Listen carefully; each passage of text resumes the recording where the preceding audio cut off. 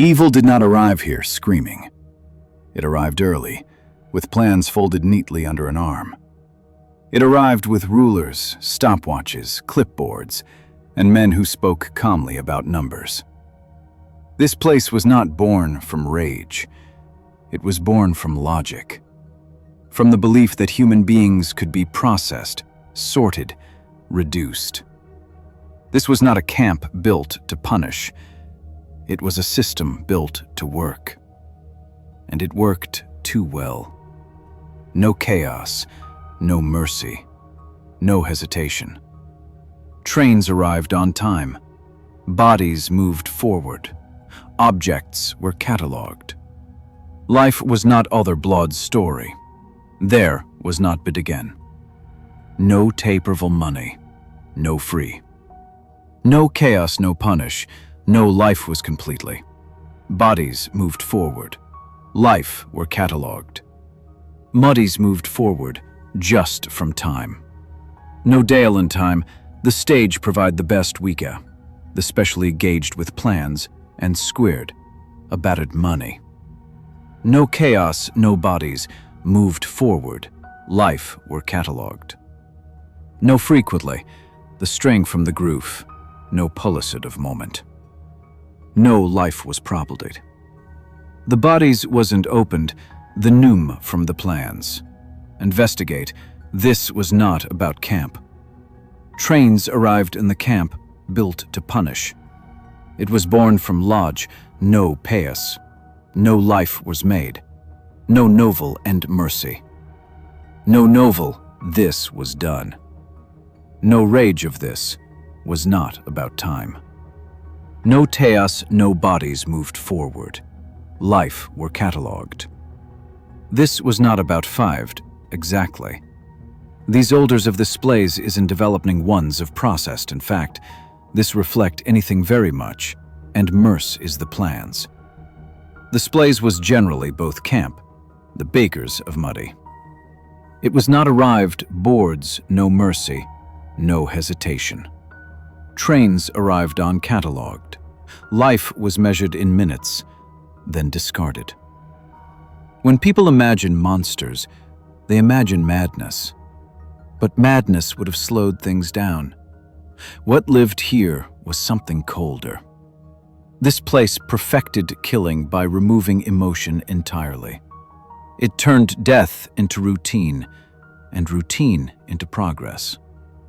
If you listen closely, you can still hear it. Not screams, not prayers. The sound of efficiency. This is Auschwitz-Birkenau, a location where humanity was not destroyed in a moment, but dismantled, carefully, step by step. The journey usually ended quietly. The trains did not rush. They arrived as scheduled, steel wheels slowing down, steam fading into cold air. People inside had already been traveling for days, packed tight, no space to sit, no water, no explanation. When the doors finally slid open, there was no welcome, only shouting in a language many did not understand.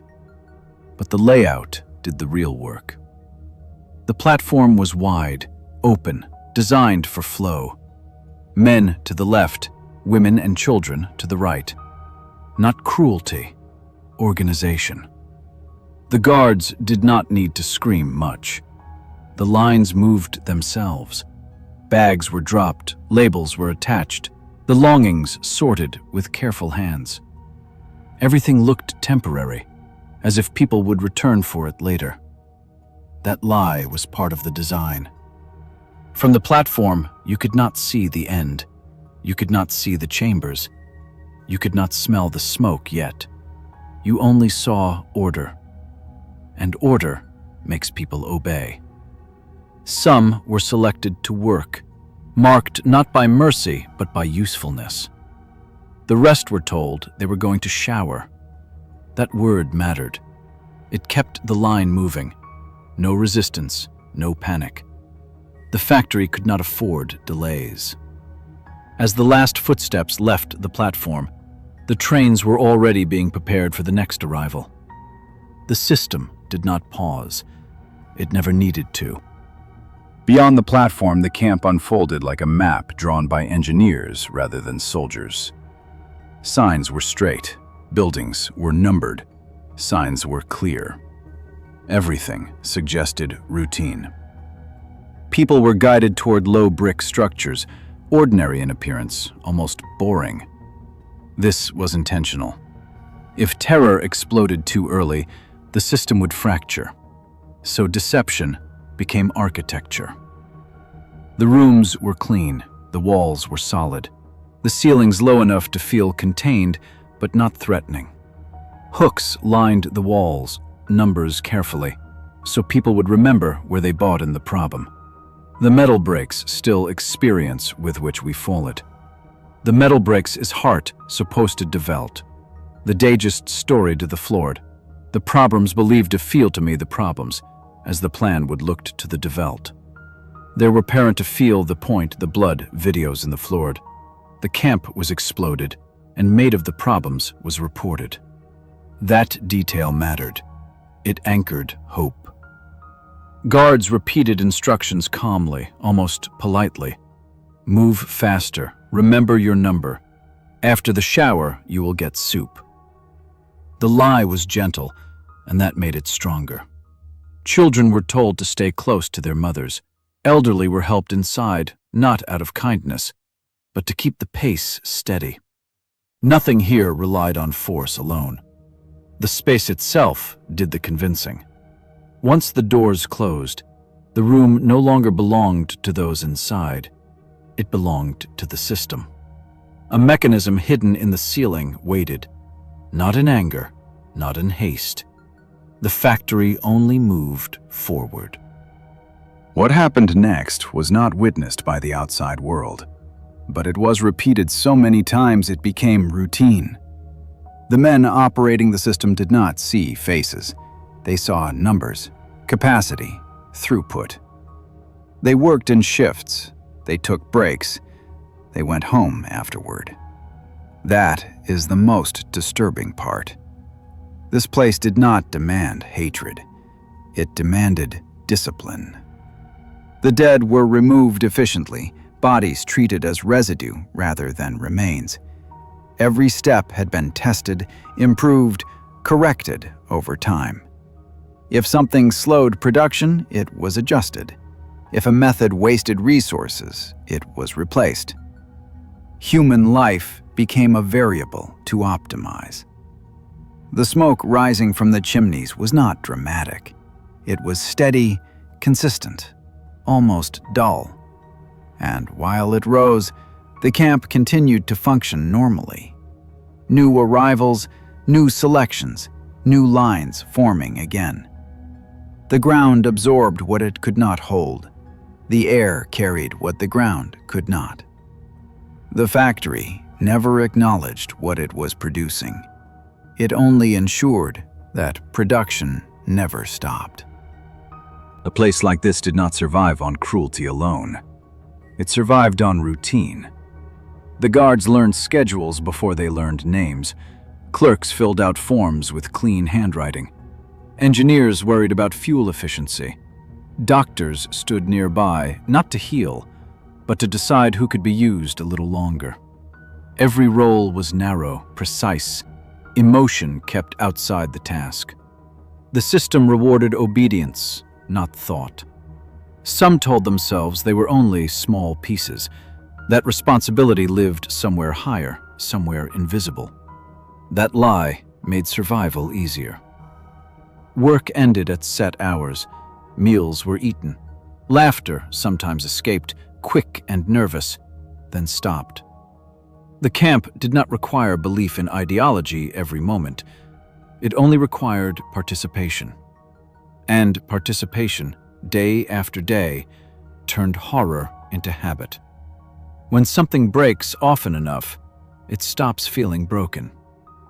This was how the factory protected itself, not with walls or guns alone, but by turning people into functions. When the killing slowed and then finally stopped, the buildings remained. The platforms stayed in place. The barracks still stood in rows as if waiting for instructions. The machines were quiet now, but the structure had not changed.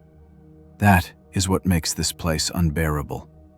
There is no chaos left behind, no sign of struggle carved into every surface. What remains is order, empty and calm. The ground holds more than it shows. The air feels heavier, not because of ghosts, but because of memory. Auschwitz does not scream. It does not accuse. It simply exists. And in that existence, it asks a question without words. This was done by people, using plans, tools, and time. The factory is no longer running, but the design still teaches. The lesson is simple and terrifying. A system built without conscience does not need hatred to destroy. It only needs to function. Even now, this location continues to operate in a different way. People arrive quietly. They walk the same paths. They stand where others once stood, but without lines, without orders. The silence does the work now. There are no machines running, yet the mechanism remains intact. It operates inside the mind. The scale becomes clear only when you stop moving, when you realize how easily bodies flowed through these spaces, how naturally the design guided them forward.